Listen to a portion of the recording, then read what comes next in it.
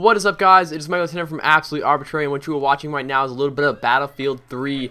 The first section is when I was on the attacking side, and the rest of the clips is when I was on the defending side, the match right after.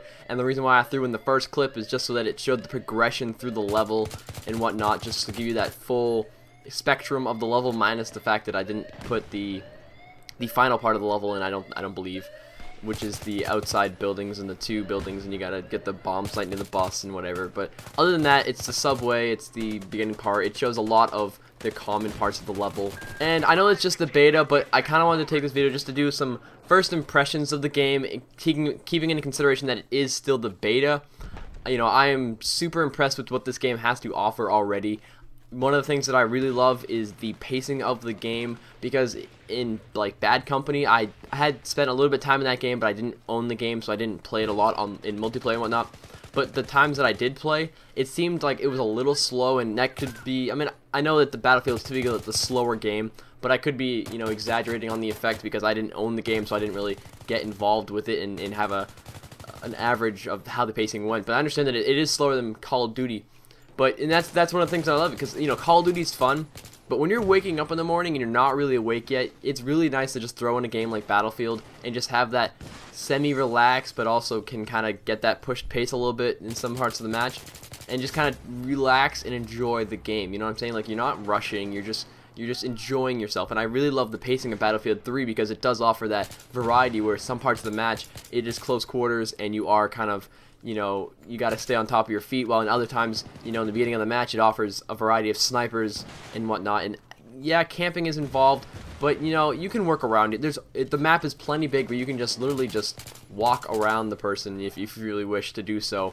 So, I mean, like, camping does happen, but it's not, and, you know, I say that, but if you watch the second and third clip of this, it's like I position myself inside this broken down train, and there's literally nobody getting by me. And yeah, I'm kind of camping. You could definitely say I was camping, and it happened, you know, over a very short period of time.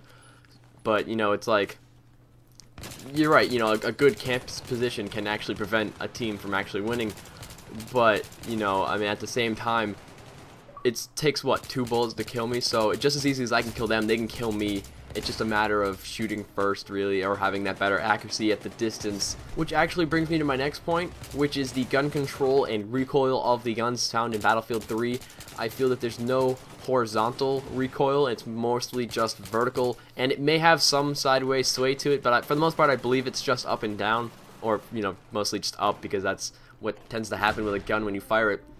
But, you know, I definitely feel like this is helpful for the longer range shots, or burst firing, which is what I do. Even when it's mostly close range, I'll still burst fire that because I just feel like it's more accurate overall, which would make a lot of sense because it only takes a few bullets to actually kill somebody. So even if you just fire a burst, you're still being able to get those few shots in, maybe even quicker than if somebody held the trigger down, which is just how I view things. But, you know, it's totally not always like that, because I see some kids with the SMGs and they just spray it up, and, you know, I tend to not always win those close quarter combat things.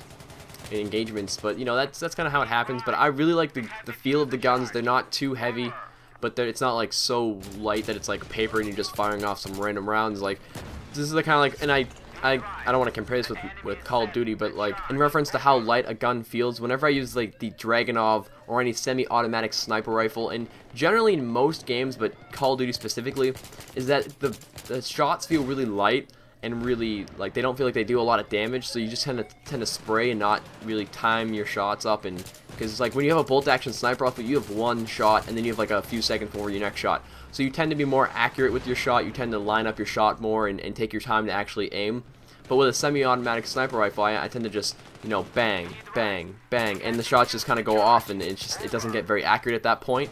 So I feel like the guns and I did try to sniping in this game, and I do use the Dragunov, I believe is what the first gun is for the whatever side I happen to be playing on, the defending side. And I have a sweet clip that I would be uploading as well, I believe tomorrow. It's like at the point where, you know, you'll see it tomorrow. I won't even explain it. So I feel like the sniper rifle so far, even though it's a semi-automatic sniper rifle in Battlefield, I feel like it does have some weight to it, even though it takes 2 shots, which is kind of unfortunate unless you get a headshot. But, you know, we'll see later on with the higher up snipers. And my last topic is kind of pushing it because it's only the beta and I've only been exposed to one map. But in my experience with DICE, they tend to have linear maps with limitations on how wide the map is. you know, how Call of Duty follows out like the rectangular or squared off maps, and Gears of War tends to follow like a plus sign in their map design, which is what I notice a lot. But you know, with DICE, there's limitations on how wide it goes, and they're just long. And what this offers, I feel, is that it allows people to post up and hold a good defense, but it also keeps people on track of, you know, the objective, because there's really only one direction they can move in, so that there aren't kids going all the way around the map and taking their good old time, which is great when you're playing Call of Duty. But as far as the fact that, you know, it's rush, and the idea is to push forward, so to give that limitation on where people can go in kind of one direction, I feel like it kind of moves things along, but it also helps the defending team as well post up and camp a lot more. So, you know, there are those ups and downs for this. But overall, you know, with just working with the Metro map, is that, you know, it starts off, it's open, it's in a field, it offers variation as far as sniping goes, and the brush offers for people to get up close with SMGs. So I think it's really well designed in that aspect, where it does allow for different aspects of gameplay to take place, and then it moves into the actual Metro station and underneath the subway, which allows for a lot more close combat if you're that kind of player, because it has a lot more cover and a lot more maneuverability between these small areas.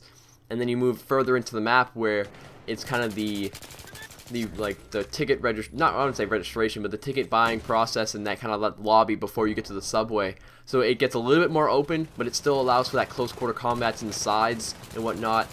And so, you know, just that, again, with that variety and that variation of the map, and then again it opens up, so it's close quarter combat in the sense that there are buildings and that you have to engage yourself one-on-one through, and, you know, close quarter combat around the corner, bang, shoot, shotgun, whatever.